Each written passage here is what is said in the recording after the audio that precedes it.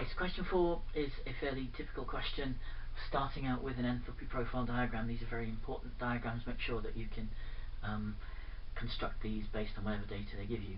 So in this case, we've got the reactants already marked on here, and it tells us to complete the diagram. So the first thing is that we're told that the overall delta H for the reaction is minus 92 kilojoules per mole, and remember that relates to the forward reaction. When they just give you a number for delta H, that's the number for the forward reaction. So it's a negative delta H going forward, and that means the products are going to be down here. Okay, so the 2NH3, and make sure you label it fully, including the state symbol.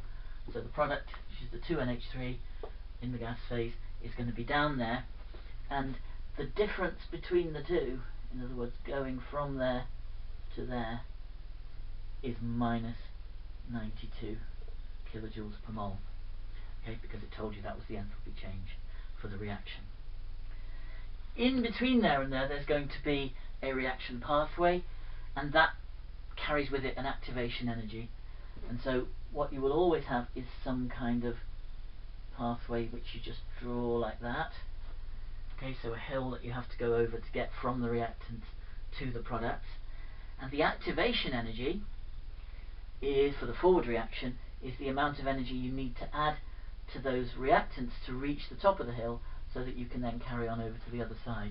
So on your diagram, you label it like that. Make sure it goes right to the top of the hill, like that, not just kind of part way up the side, and extends all the way from the product level up to there. And we're told that the activation energy for that forward reaction is plus 250 kilojoules per mole. So we can label that one, and that's our enthalpy profile diagram sorted out. Okay, now it asks us what the enthalpy change of formation of ammonia is. So we know that this reaction is about forming ammonia, and that's minus 92 kilojoules per mole, but that's for forming 2 moles of ammonia. And remember that the definition, if you've revised your definitions, the definition of enthalpy change of formation is the enthalpy change when 1 mole of a compound is formed from its elements. So if it's minus 92 for making 2 moles, it's going to be half of that, which is minus 46 kilojoules per mole, is the enthalpy change for formation of 1 mole of ammonia. Okay, now it says, if we've got a catalyzed reaction, if we put a catalyst in, what's that going to do to the activation energy for the forward reaction? Well, all we know is it's going to reduce it. Remember, that's what a catalyst does. It provides an alternative reaction pathway with a lower activation energy. We've got no quantitative information, so we just have to quote a number which will still be positive, but it's going to be less than plus 250. And in the mark scheme, they were happy to accept anywhere between plus 1 and plus 249. But, you know, just go for something, a reasonable reduction, like plus 100 or something like that. Kilojoules per mole would be a reasonable suggestion. Okay, and then it says, what about the uncatalyzed reverse reaction? What about the activation energy for that? So that means the reverse reaction, remember, starts here and goes over the same hill. It's important that you realize that's the case, that when you have an equilibrium reaction, or reversible reaction like that, the pathway is the same in both directions. So for the reverse reaction, the activation energy means you still have to get to the top of the hill here, but this time starting all the way down there at the reactants. And you can see from the diagram what that value is going to be, that the activation energy for the reverse reaction, this gap is 92, that gap is 250, and it's going to be the sum of those two. So it's 92 plus 250, which is 342 plus 342 kilojoules per mole. You should, with all delta H's, put explicit signs on, you know, either plus 250, not just 250, or minus 92. So in this case, plus 342 kilojoules per mole. I think it's easiest to do questions like that with reference to the diagram, but you can also learn the recipe if you prefer, that the activation energy for the reverse reaction is equal to the activation energy for the forward reaction minus the overall delta H for the reaction. That's there in the notes if you want to learn it. So it's the forward activation energy minus delta H for the overall reaction gives you the reverse activation energy if you want to learn it. Okay, so part B is a nice reaction because this is an example straight out of the notes. It's the classic example of catalysis using a solid catalyst. So you could, if you've done your revision, this should have been easy to do. So first of all, it wanted the overall equation for the reaction with nitrogen monoxide and carbon monoxide. So what you have to remember is that the point of this process is that you turn them from nasty toxic gases into harmless ones. So the nitrogen ends up as N2 and the carbon monoxide ends up as carbon dioxide. So that's the equation, and to make it balanced, you can see that you just have to put a half in front of there, and then that's job done. Or if you prefer, you don't want a half in your equation, you don't have to have it. You can put a 2 there, and a 2 there, and a 2 there, and either of those would be fine for the overall equation. And then it wants the steps that allow that reaction to take place in a catalytic converter. So this scheme you have to memorize, and you have to remember that it applies not just to this, but to lots of reactions which occur on a solid surface. So you need to be ready to take the same principles and apply them to something different, like, for example, the reaction of nitrogen and hydrogen in the previous little bit of the question. That's catalyzed by iron, and it goes by the same kind of mechanism. So make sure you can generalize this idea. So the first stage is that the reactant gases adsorb, and that's got to be spelt with a D. Okay, so it's adsorb, meaning that they stick on the surface of the catalyst, not absorb, which would mean soak in. So they adsorb on the catalyst surface. Okay, and then you need to explain what's the point of that. And the point is that by adsorbing onto the surface, the bonding within those reactants is weakened, and that therefore reduces the activation energy for reaction. Okay, so that's the second important point that you need to make, that this weakens bonding in the adsorbed molecules. And if you weaken their bonding, it means you need to put less energy in to break those existing bonds, so that lowers the activation energy for reaction. And consequently, the reaction can occur easily on the surface.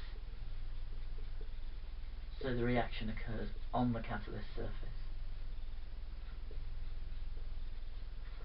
Okay, so adsorption first, then reaction on the surface, which occurs easily because the bonding is weakened and therefore the activation energy is lowered. And finally, you have to remove the products from the surface, because if you didn't, the surface would become clogged up and it would cease to be active for very long. So the products have to desorb.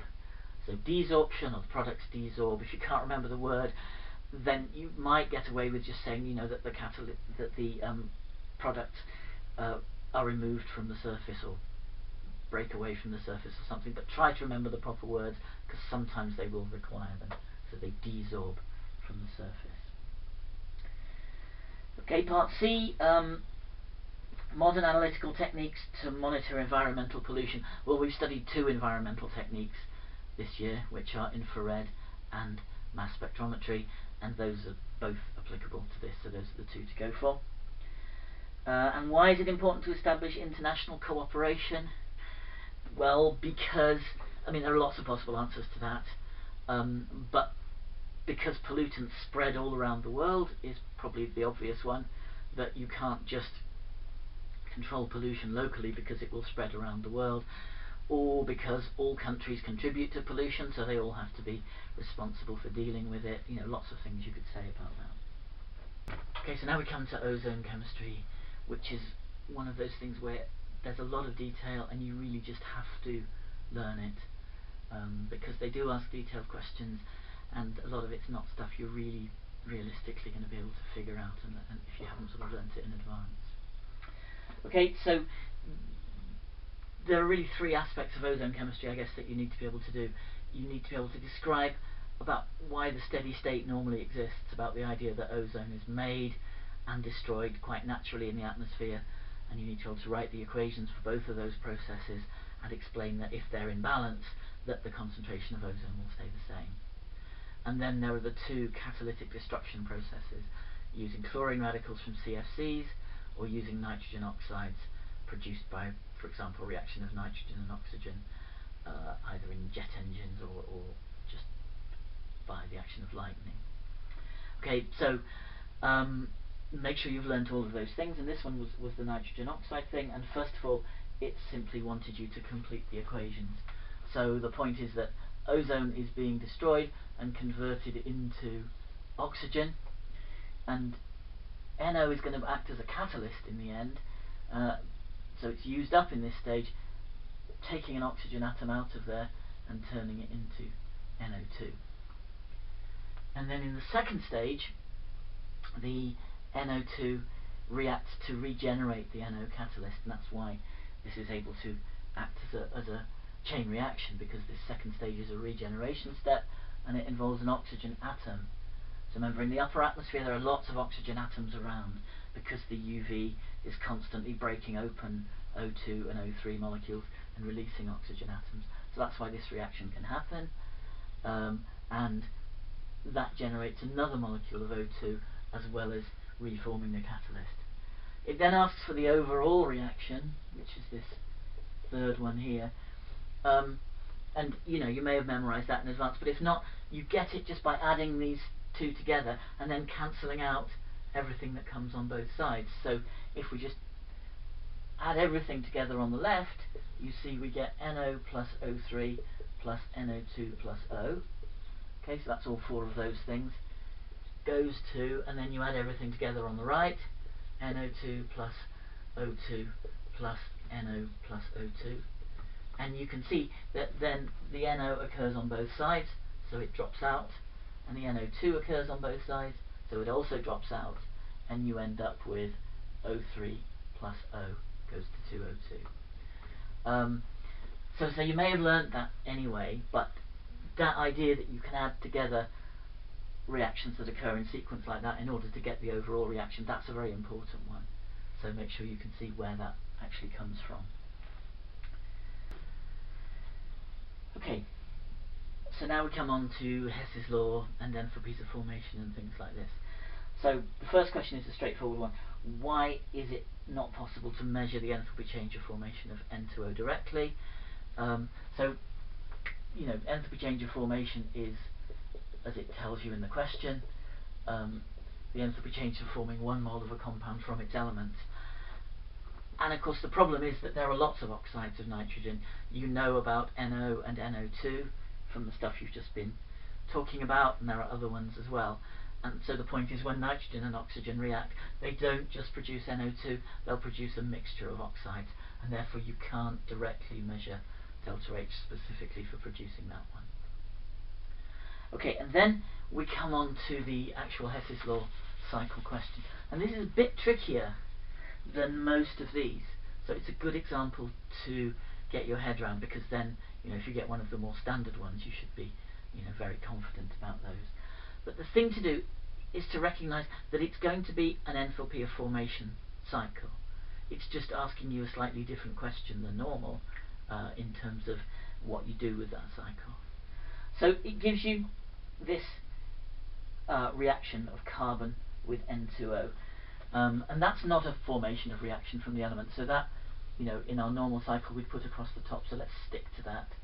Okay, so we've got carbon plus N2O goes to CO plus N2, and it tells us that delta H for that reaction is minus 193 kilojoules per mole. It also tells us that if you react carbon with oxygen to make carbon monoxide, that's minus 111 kilojoules per mole. And the point is that number is the enthalpy change of formation of carbon monoxide, because if you look at that reaction, that's forming 1 mole of carbon monoxide from its elements. And so long as you realised that, then you would have realised that what we're going to be dealing with here is just a normal enthalpy change of formation cycle. So at the bottom of the cycle, we're just going to have the elements, and actually you could get away with just writing that, or you could be more precise and put carbon plus N2 plus a half O2, which are the elements they're made up out of. And this reaction that they've given you, carbon plus a half O2 goes to CO, is just this step of the cycle, because you'll notice the N2 is unchanged, so that's irrelevant as far as this arrow is concerned, because the N2 is still N2 at the end of it. So it's just carbon plus a half O2 ends up as CO, and it tells us that that's minus 111 kilojoules per mole. So that number goes on there. Now this is what we're trying to calculate, because this time you'll see that the carbon is the one that's unchanged. So the carbon is irrelevant as far as this arrow is concerned, because it's not being altered in the reaction, and instead we've got N2 reacting with a half O2 to make N2O, and that's the enthalpy change of formation of N2O, which is what we're trying to calculate. So that's delta H of formation of N2O going up that way. Okay, so that's the cycle set up, and this is the step we don't know. So Hess's law says that if we can set up an indirect route that has the same overall effect as that, then we can add up the delta H's contributing to that alternative pathway, and they will add up to the same thing. And obviously what that alternative pathway is that starts here and ends up there is this. Okay, so it starts down here with the elements, it ends up there with the carbon and N2O, but it goes via these two routes. And this first step is the same as that one, so that's just minus 111. The second step going across here is the opposite of that one. Okay, so it's minus 193 going left to right here, so it will be plus 193 going that way. And so we can then just do the calculation that delta HF, which is what we're trying to calculate, is minus 111 plus 193, which is plus 82 kilojoules per mole.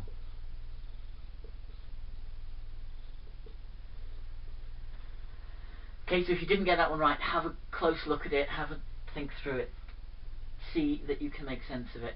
And yeah, it was a bit harder than most of the examples that you have to do, but not impossible. And if you remember that these questions are always likely to be based on the kind of cycles that you're familiar with, then it didn't take a big leap to get from the normal enthalpy of formation cycle to be able to answer that question.